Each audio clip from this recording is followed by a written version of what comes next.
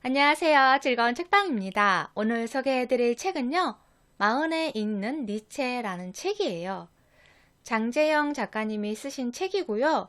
출판사는 윤호북스에서 출간한 책이에요.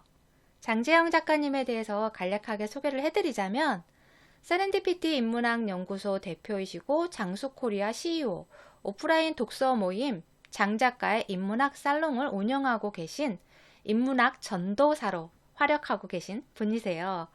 이분은 니체의 차라투스트라는 이렇게 말했다를 항상 곁에 두고 삶이 힘들 때마다 읽은 것이 계기가 되어서 니체 전집 21권을 수없이 읽고 그 안에서 주옥 같은 아포리즘을 수집했다고 해요.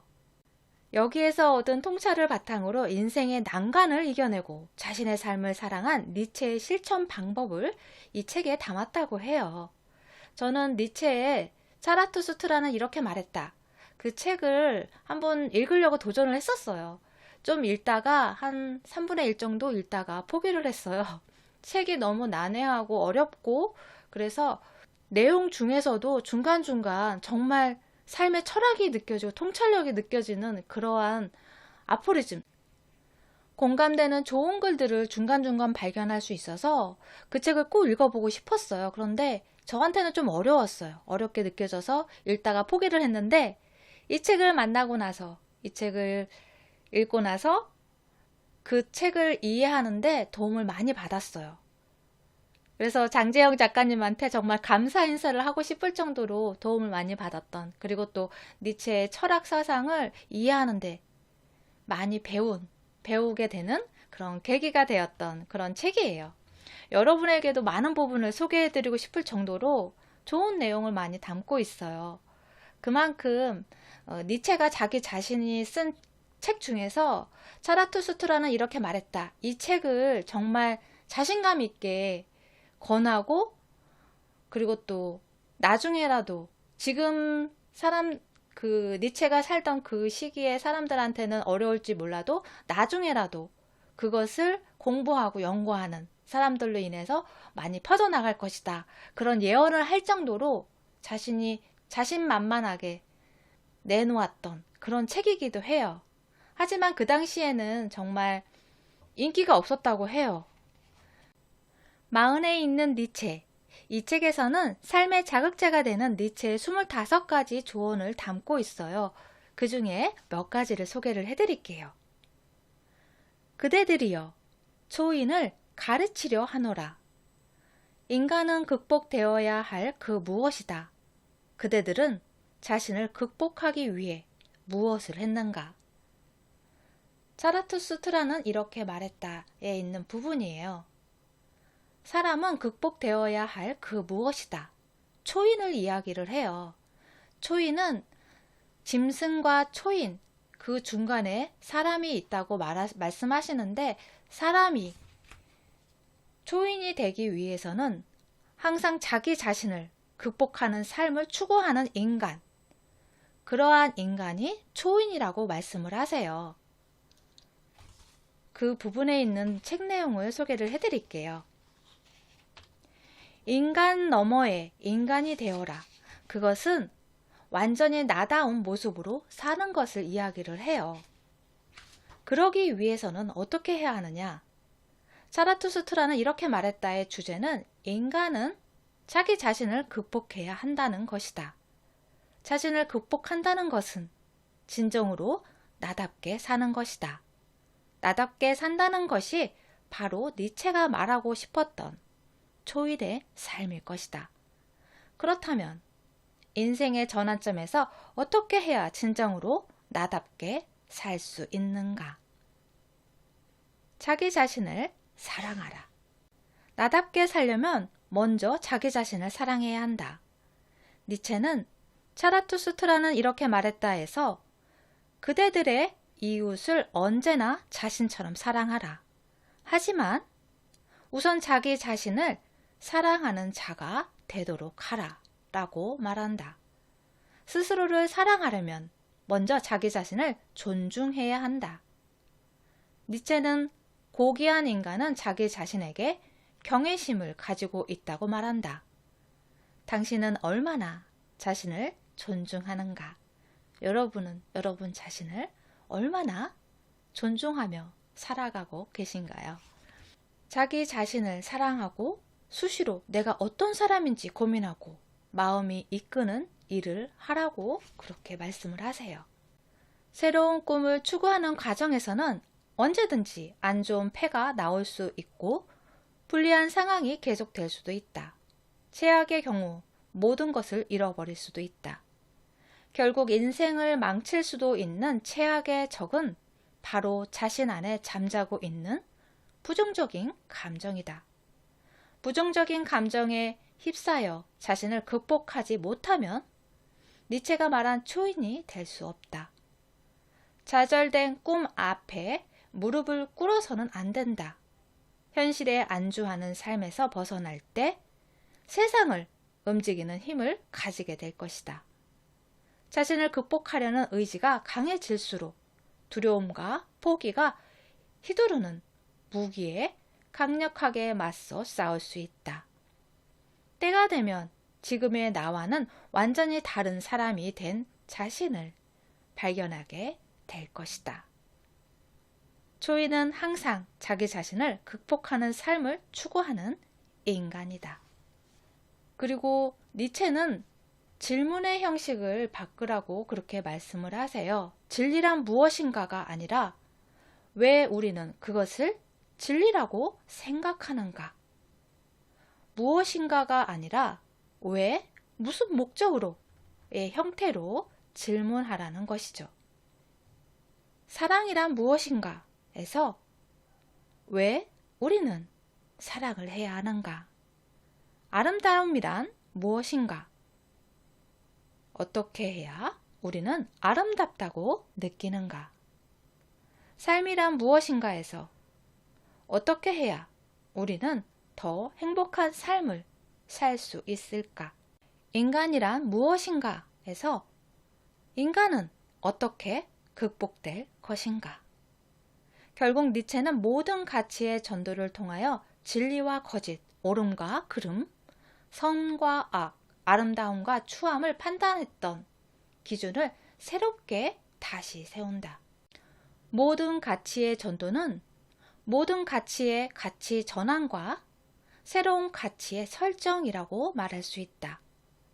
또한 모든 가치의 전도는 허무주의와 염세주의를 극복하고 삶을 부정하는 기존의 가치 체계를 모두 해체하여 새로운 가치 토대를 만들려는 시도이다.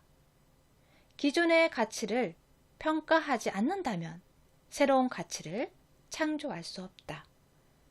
우리의 삶은 계속 변화하잖아요.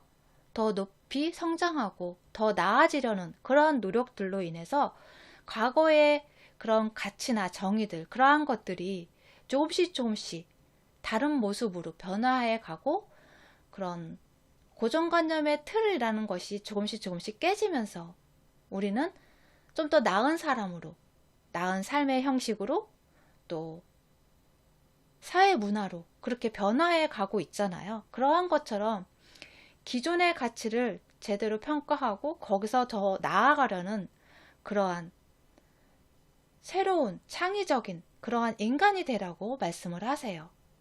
그래서 여기서는 창의적 인간을 많이 강조를 해요. 창의적 인간이라는 것은 기존의 틀에 그러한 묶여있는 것이 아니라 거기서 더 나아가려는, 성장하려는, 그러니까 긍정적인 성장을 위한 그러한 변화를 말씀을 하세요.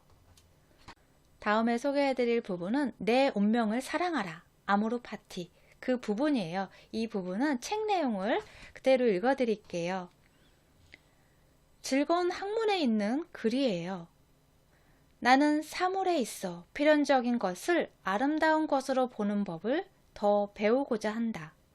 그렇게 하여 사물을 아름답게 만드는 사람 중 하나가 될 것이다. 내 운명을 사랑하라. 이것이 지금부터 나의 사랑이 될 것이다. 나는 추한 것과 전쟁을 벌이지 않으련다. 나는 비난하지 않으련다. 나는 비난하는 자도 비난하지 않으련다. 눈길을 돌리는 것이 나의 유일한 부정이 될 것이다. 무엇보다 나는 언젠가 긍정하는 자가 될 것이다.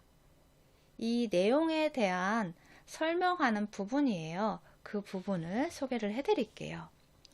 운명의 아모르 파티는 니체 사상의 중심을 이루는 하나이다.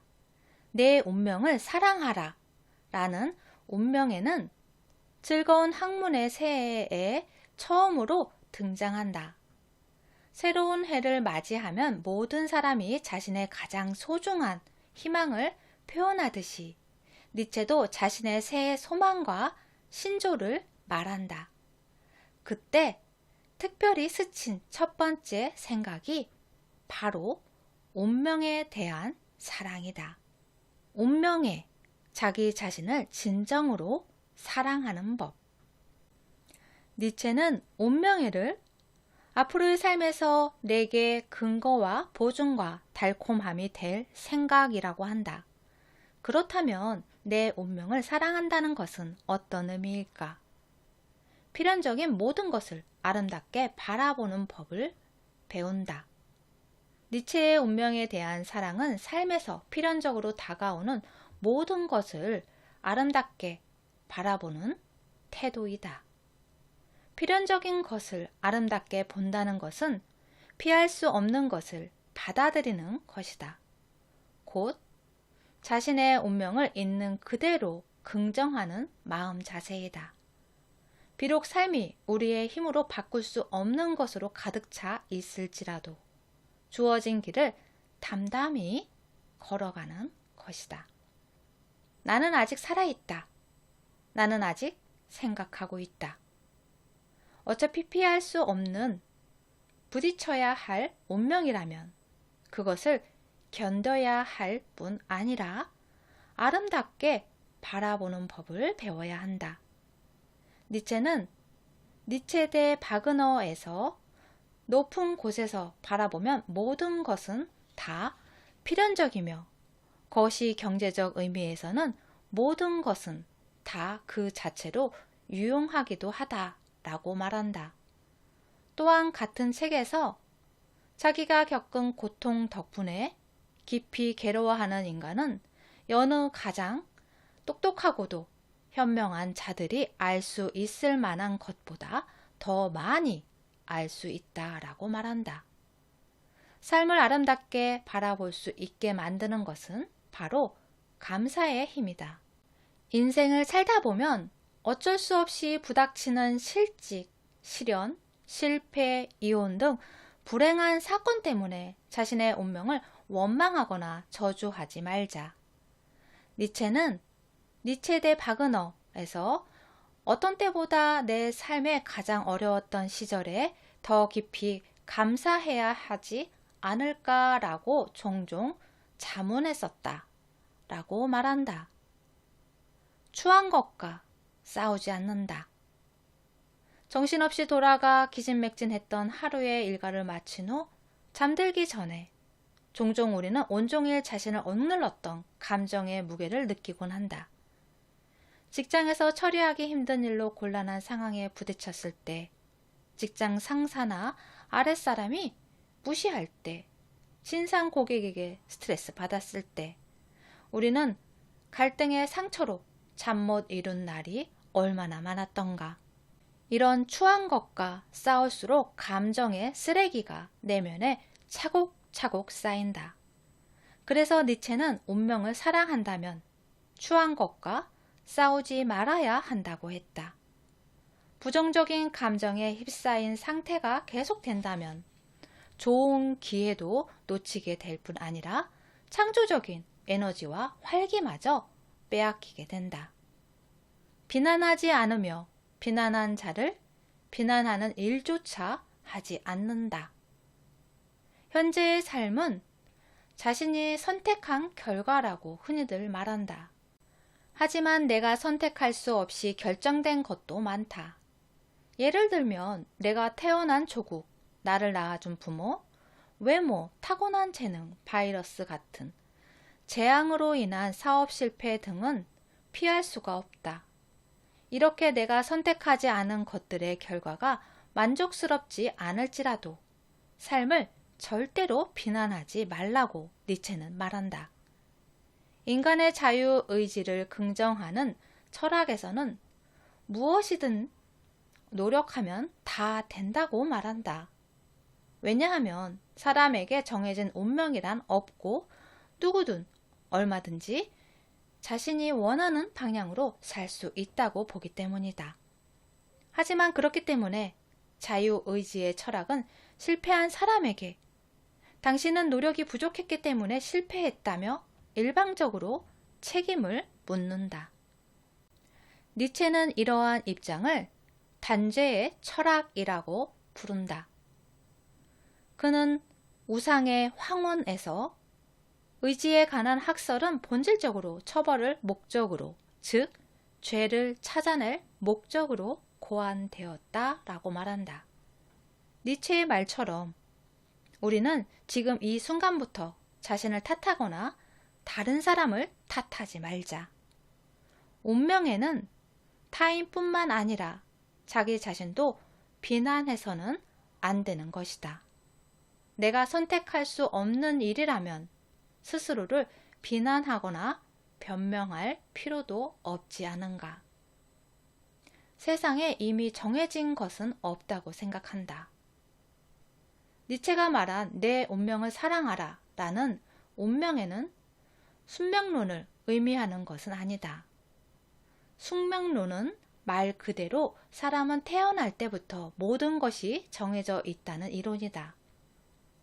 숙명론은 자유의지와 노력으로 자신의 운명을 바꿀 수 없다는 입장이므로 사람을 무기력하게 만든다. 그래서 실패한 사람이 결과를 운명 탓으로 돌리고 삶을 수동적으로 살아가게 한다. 숙명적인 삶은 우리가 추구해야 할 초인의 삶과는 너무나 거리가 멀다. 니체의 운명에는 자신의 운명을 있는 그대로 허용하되 성장의 기회로 받아들이는 것이다. 니체는 너무나 인간적인 투에서 활동적이고 성공지향적인 사람들은 너 자신을 알라 라는 격언에 따라 행동하지 않는다고 말한다. 대신 자신을 원하라. 그러면 너 자신이 될 것이다. 라는 명령에 따라 행동한다고 한다. 세상에 이미 결정된 일이 없듯이 이미 정해진 나의 모습도 없다. 자신이 원하는 대로 나의 모습이 변해갈 뿐이다. 운명의 여신은 항상 자신의 바람직한 모습을 적극적으로 꿈꾸는 사람에게 더 많은 선택권을 선사한다. 오늘의 나는 어제 한 선택의 산물이다. 니체는 즐거운 학문에서 커다란 고통이야말로 정신의 최종적인 해방자이다 라고 말한다. 고통스러운 삶이 우리를 더 심오하게 만드는 것이다. 우리는 삶이 아무리 고달프고 괴로울지라도 자신의 운명을 긍정하고 받아들여야 한다. 그렇다면 어떻게 고통스러운 내 운명을 사랑할 수 있을까? 바로 열정을 갖는 것이다. 열정이라는 감정은 항상 고통과 기쁨을 함께 동반한다. 곧 삶에 대한 열정은 고통스럽고 힘들더라도 극복하려는 태도이다. 니체는 즐거운 학문에서 이렇게 말한다. 그대에게는 무엇이 매일매일의 역사인가? 그것을 구성하는 그대의 습관을 돌아보라. 그것은 무수히 많은 사소한 비겁과 나태의 산물인가? 아니면 용기와 창조적 이성의 산물인가? 이러한 니체의 질문에 우리는 이제 결단을 내려야 할 순간에 있다. 삶을 향한 사랑과 열정을 선택할 것이냐? 아니면 삶에 대한 두려움과 불안을 선택할 것이냐? 양자택일의 상황에 놓여 있다. 수많은 실패와 좌절로 어느 때보다 삶이 가장 힘든 시절을 누구나 겪는다. 그런데 과연 몇 명이나 자신의 비참한 운명을 사랑할 수 있을까? 아마도 사람들 대부분은 이전에 가졌던 열정은 온데간데 없고 삶에 대한 의욕마저 사라지고 말 것이다. 남은 것은 과거에 대한 후회와 미래에 대한 염려뿐이다. 그러나 이미 엎질러진 물을 놓고 후회해봤자 주워 담을 수 없는 법이다. 니체는 후회는 어리석음에 또 다른 어리석음을 더하는 것이라고 말한다. 과거의 잘못된 선택으로 더 나은 방향으로 나아가지 못해서 현재 절망스럽고 후회스러운 날이 많다 해도 걱정과 후회는 아무것도 해결해 주지 않는다. 시간이 지나고 보면 내가 위기와 공경에 빠졌던 순간이 큰 축복을 받기 위한 과정 가운데 하나였다는 사실을 깨닫게 된다. 그러므로 지금 이 순간 과거를 받아들여야만 앞으로 나아갈 수 있다. 그래서 니체는 우리는 때때로 자신을 상실하고 또다시 자신을 발견하는 법을 터득해야 한다라고 말한다. 마지막으로 니체는 고귀한 인간이 되라고 이렇게 말씀을 하시거든요. 그 부분에 대한 책 내용을 읽어드릴게요. 니체는 고귀한 인간임을 결정하는 것은 고귀한 영혼이 자기 자신에게 갖는 어떤 근본적인 확신, 즉 믿음에 있다고 말한다. 고귀한 인간은 타인의 인정을 받으려는 생각을 하기보다 자기 자신을 먼저 인정한다. 다시 말해, 고귀한 인간은 지금의 나를 있는 그대로 존중한다. 자기 자신에게 경외심을 갖는 것이 자존감을 높이는 가장 좋은 방법이다. 네, 여러분 삶에 도움이 되는 영상이었으면 좋겠어요. 구독과 좋아요도 부탁드릴게요. 지금까지 들어서 감사합니다. 다음 시간에 또 만나요.